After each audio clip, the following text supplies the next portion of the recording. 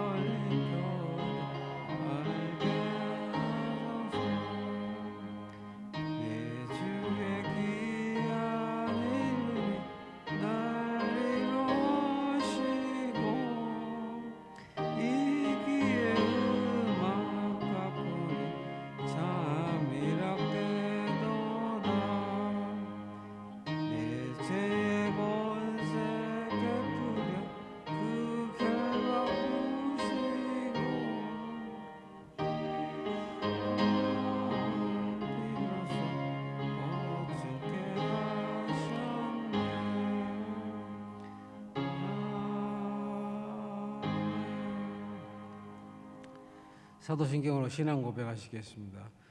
나는 전능하신 아버지 하나님, 천지의 창조주를 믿습니다. 나는 그의 유일하신 아들, 우리 주 예수 그리스도를 믿습니다. 그는 성령으로 잉태되어 동정녀 마리아에게서 나시고 본디오 빌라도에게 고난을 받아 십자가에 못 박혀 죽으시고 장사된 지 사흘 만에 죽은 자 가운데서 다시 살아나셨으며 하늘에 오르셔 전능하신 아버지 하나님 우편에 앉아 계시다가 거기로부터 살아있는 자와 죽은 자를 심판하러 오십니다.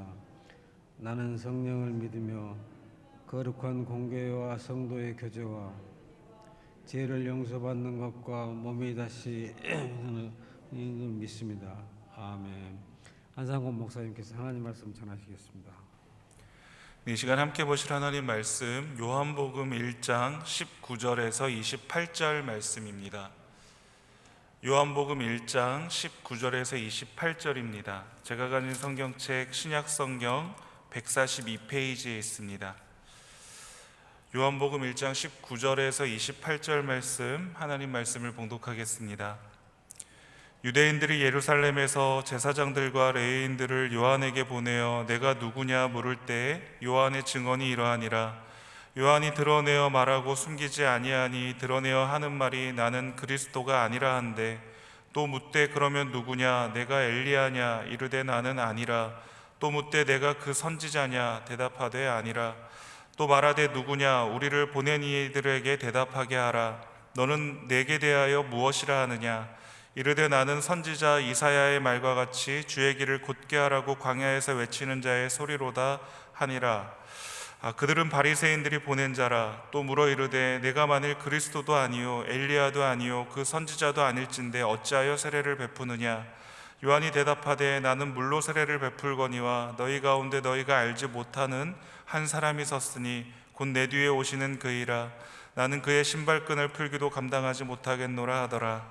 이 일은 요한이 세례 베풀던 곳 요단강 건너편 베다니에서 일어난 일이니라. 아멘. 여러분, TV나 영화에서 친구나 연인들끼리 하는 대화들 중에 이런 대화들 들어보신 적 있을 겁니다. 친구나 연인들이 대화를 나눌 때 너답지 않게 왜 그래? 이렇게 말하면 꼭 이어서 나오는 대답이 뭐죠? 나다운 게 뭔데? 이렇게 말하는 것들 들어보신 적 많으실 겁니다. 여러분, 혹시 여러분들께 누군가가 당신은 누구시냐고 물어보신다면, 당신은 누구십니까? 당신은 어떠한 사람입니까? 라고 물어보신다면 여러분들은 대답하실 준비가 있으십니까? 어떤 사람들은 당신은 누구냐라는 이 질문에 MBTI 성격 유형 검사를 통해서 나는 이프제입니다, 뭐 이렇게 말하면서 저는 내향적인 사람이고 저는 뭐 정해진 규칙을 잘 따르는 사람이고, 이런 식으로 자신에 대하여서 말하는 사람들이 있습니다. 또 어떠한 사람들은 심리검사나 혈액형별 성격을 가지고 저는 O형이기 때문에 활발합니다, 저는 O형이기 때문에 온순합니다, 이런 식으로 자신의 그 혈액형을 통해서 자신의 자신됨을 설명하려고 하는 사람들이 참 많이 있습니다. 그러나 그러한 모든 모습들은 자기 자신을 온전하게 다 설명해 줄 수 있는 것이 아니라는 것입니다. 여러분, 그런 의미에서 그리스도인은 나 자신을 가장 잘 아는 사람이 그리스도인이라고 할 수 있습니다. 우리 자신의 의미를 하나님과의 관계에서, 그리고 하나님이 이 세상에서 보내면서 맡기신 사명의 관점에서 재규정할 줄 아는 사람들이 바로 그리스도인들입니다. 세례 요한이 그랬습니다. 세례 요한은 자신이 누군 줄 알았고 또 자신이 누구다라고 시인했고, 또 사명을 따라서 예수님이 누구신가를 곧이곧대로 증언할 수가 있었던 사람이 바로 세례 요한이었습니다. 오늘 본문은 세례 요한의 신분과 사역에 대해서 유대인들과 세례 요한 사이에 오고 가는 그 문답의 내용이 오늘 본문에 있는 내용입니다. 유대인들이 제사장과 레위인을 보내어서 세례 요한의 신분에 대해서 알아보게 했습니다. 여기서 우리가 주목할 것은 유대인들의 질문에 대한 세례 요한의 대답에 있습니다. 여러분, 19절과 20절에 있는 말씀 한번 보실까요? 19절과 20절에 있는 말씀을 보시면 세례 요한은 너가 누구냐라고 묻는 이 제사장들과 레위인들에게 뭐라고 대답합니까? 나는 그리스도가 아니다 라고 대답하고 있습니다. 자신은 엘리야도 아니고 모세가 온다고 예언했던 그 선지자도 아니다 라고 분명하게 확인해 주고 있습니다. 세례 요한은 자신은 다만 이사야가 예언한 광야에서 외치는 자의 소리로서 메시아의 길을 예비할 사명을 맡았고, 또 자신은 자기 뒤에 오실 메시아의 신발끈을 풀기도 감당하지 못할 만큼 비천한 존재다라고 대답하고 있습니다. 여러분, 이런 사실은 세례 요한이 얼마나 철저하게 자기 자신에 대해서 분명하게 잘 알고 있었는가를 우리에게 잘 보여주고 있습니다. 여러분, 이 세례 요한이 등장한 당시의 이 시대적 배경을 우리가 잠시 알아야 되겠습니다. 이미 잘 아시는 대로 말라기 시대 이후에, 말라기 선지자 이후에 예수님께서 이 땅에 오시기까지 약 400년간의 그 중간기가 있었습니다. 이 400년 동안에는 이스라엘의 뚜렷한 하나님의 어떠한 말씀도 없었고 계시도 없었습니다. 그리고 그 사이에 이스라엘은 계속적으로 이방 민족, 특히 이 로마의 지배를 받으면서 백성들 사이에서 구약에 예언된 그 메시아에 대한 메시아 대망 사상이 싹트기 시작했고, 그 메시아 대망 사상이 아주 폭발 직전에 있었습니다. 그런 와중에 세례 요한이 혜성같이 나타나서 회개의 세례를 베풀자 백성들은 신선한 감동을 받았고, 또 충격을 받았고, 또 세례 요한을 메시아로 여겨서 많은 사람들이 세례 요한에게로 몰려들기 시작했습니다. 그리고 백성들 중에는 세례 요한을 메시아로까지 생각하는 사람들이 적지 않게 생겨났습니다. 본문은 바로 이러한 시점에서, 이러한 배경 가운데에서 있었던 대화들이었습니다. 그래서 세례 요한이 광야에서 회개를 외치면서 세례를 베풀자 많은 유대인들은 요한이 혹시 메시아가 아닐까 하는 기대감 속에서 광야로 요한에게로 몰려들었던 겁니다. 그리고 유대 종교 지도자들까지도 사람들을 보내어서 세례 요한이 누군가를 알아보기에 이르는 것이죠. 이렇게 볼 때 세례 요한은 얼마든지 일약 스타덤에 오를 수도 있는 그 기회를 맞이했던 것이었습니다. 그를 보려고 유대 광야로 몰려드는 많은 사람들 사이에서 많은 사람들이 그 세례 요한을 보면서 이 사람이 정말 예사 사람이 아니구나를 알았습니다. 그를 보려고 많은 사람들이 몰려들었고, 또 많은 사람들이 하나님께서 보내신 사자다라고 인정했습니다. 그것은 그들이 자기들의 죄를 고백하고 세례 요한에게서 세례를 받은 사실로도 분명하게 확인할 수 있습니다. 그 많은 대중들이 세례 요한을 인정했던 것이죠. 따라서 요한이 자신의 신분을 메시아라고 자기 스스로 그렇게 인정하더라도 의심하는 사람들은 아마 없었을 겁니다. 세례 요한이 내가 그 선지자라고 한다면 많은 사람들이 믿어줄 분위기였습니다. 요한은 단호하게 그런데 아니다라고 대답하고 있습니다. 여러분, 이것은 정말 쉬운 것처럼 보이지만 사실 쉬운 일이 아니었습니다. 모든 사람의 내면에는 명예욕이 있기 때문에 그렇죠. 자기를 높이고자 하는 욕구가 있습니다. 하나님같이 되려고 하는 욕망이 있는 겁니다. 그런 욕망이 있는데 주변에서 많은 사람들이 높여주고 있는 겁니다. 많은 사람들이 인정해주고 있는 겁니다. 많은 사람들이 메시아라고 하고 있고 그 선지자가 바로 당신이다라고 말하고 있는 상황이었습니다. 자기 하나만 눈 감고 맞다 내가 그다라고 말하면 자기 스스로가 높임을 받을 수 있는 그 절호의 기회를 지금 세례 요한은 그 기회를 앞에 두고 있었던 겁니다. 여러분, 이 모든 것들이 정말로 쉽지 않은 일이었습니다. 그 명예욕 앞에서 자신을 있는 그대로 자신을 보이는 것은 쉽지 않은 일이었습니다. 그럼에도 불구하고 세례 요한은 이런 유혹을 극복하고 자기 분량에 충실했습니다. 여러분, 이것이 세례 요한이 인정받아 마땅한 모습일 줄로 압니다. 하나님께서 나를 부르신 자리, 또 내게 맡겨주신 사명과 선물로 주신 은사 외에는 아니다라고 말할 수 있는 것, 이거 정말 쉬운 것처럼 보이지만 실상 쉽지 않은 일입니다. 주변에서 높여주고 인정해 줄 때 자기의 본분을 잊지 않는다는 것, 그것은 정말 하나님께서 주시는 은혜와 능력이 아니고선 자기 마음을 지키는 것이 쉽지 않기 때문에 그렇습니다. 진실로 주님이 기뻐하시는 생명의 길을 걸어갈 수 있으려면 자기의 그러한 사명, 자신의 그 있는 위치를 분명하게 알 때 하나님께서 주신 그 사명의 길을 잘 갈 수 있게 되는 것이죠. 그때 우리 주님께서 우리 삶에서 왕노릇하실 수 있고 나를 통해서 영광과 찬송을 받을 수 있게 되는 겁니다. 세례 요한은 자신이 물로 세례를 주는 존재에 불과하고 말씀이신 주의 길을 곧게 하라고 보냄받은 강야에서 외치는 소리일 뿐이다 라고 말하고 있습니다. 청중을 사로잡는 듣기 좋은 소리가 아니라 죄와 어둠을 낱낱이 까발려서 교만을 꺾고 더러움을 제하고 위선을 폭로해서 빛이신 그분께서 오실 때 그분의 길을 평탄케 하시기 위한 자기는 그러한 자일 뿐이다 라고 말하고 있는 겁니다. 그래서 많은 사람들이 빛이신 그분께서 오실 때 그분을 받아들일 마음으로 돌리는 그러한 소리일 뿐이다 라고 말하고 있는 것입니다. 환영받을 소리가 아니라 불편하고 낯선 소리라는 겁니다. 누가요? 세례 요한이 바로 그렇다는 겁니다. 나는 환영받아야 될 자가 아니라 너희들에게 지탄받아야 될 사람이다. 나는 너희들에게 곧게 하라고, 너희들의 마음을 바르게 하라고 외치는 자의 그러한 소리일 뿐이다 라고 말하고 있는 겁니다. 뒤에 오실 그분에 비하면 자신은 그의 신발끈을 풀기도 부족한 자다라고 말하고 있습니다. 여러분, 이 당시에 신발끈을 푸는 일은 종이 했던 일입니다. 그러므로 세례 요한이 이렇게 말하는 것은 자신이 예수의 종이 되기에도 충분하지 못하다라는 그러한 고백입니다. 성도 여러분, 우리는 예수님의 종이 될 자격도 갖추지 못한 존재다라는 것을 먼저 우리는 인정할 수 있어야 될 줄로 압니다. 성경은 구원 얻기 이전에 우리의 신분이 죄의 종이었음을 분명하게 밝히고 있습니다. 본질상 진노의 자녀였다라고 우리들에게 가르치고 있습니다.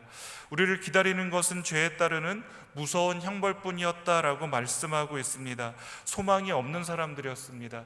이것이 여러분들과 저의 적나라한 모습들입니다. 그럼에도 불구하고 하나님께서 우리를 하나님의 자녀 삼아 주셨습니다.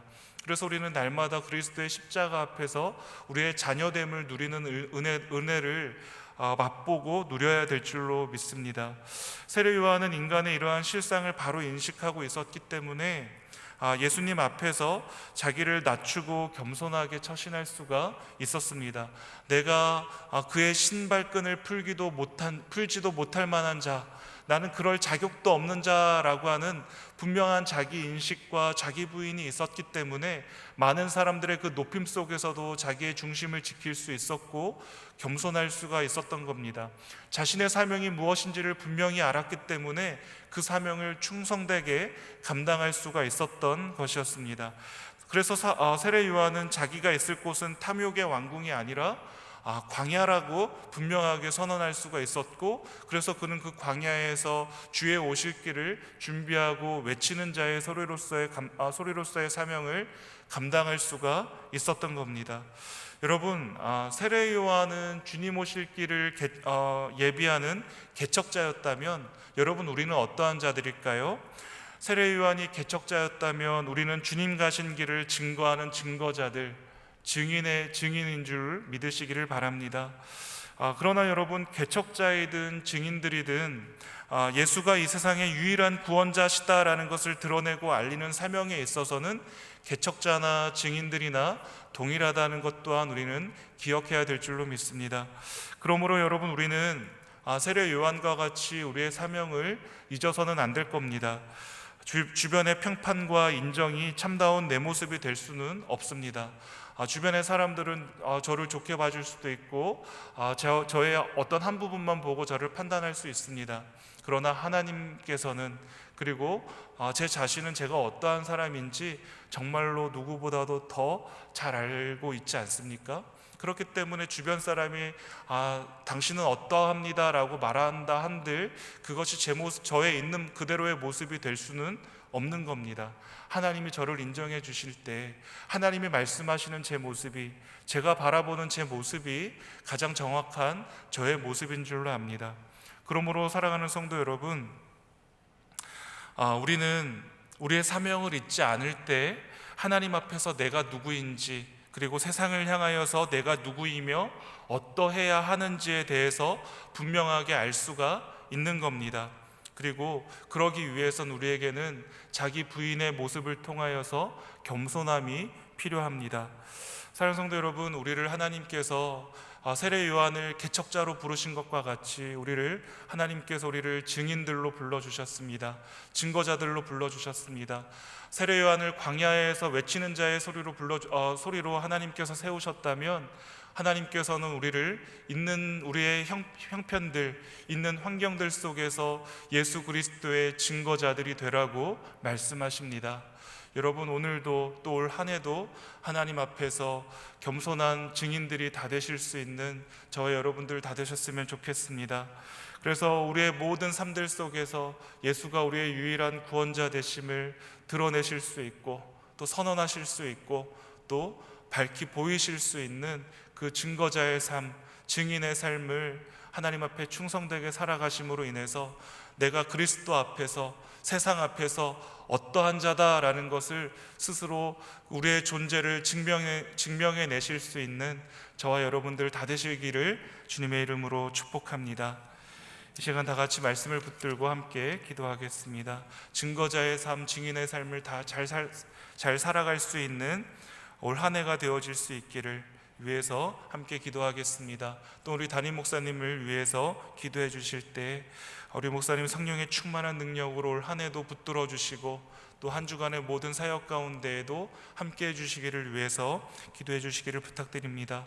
교회를 위해서 기도하실 때 노년대학교에서부터 우리 영아부에 이르기까지 우리 온 교우들이 올 한 해도 예수 그리스도의 그 은혜를 통하여서, 하나님의 말씀의 풍성한 은혜를 통하여 하나님을 더 알아가고 하나님의 은혜를 누릴 수 있는 복된 우리 교회가 되어질 수 있도록 위해서 기도해 주시기를 부탁드립니다.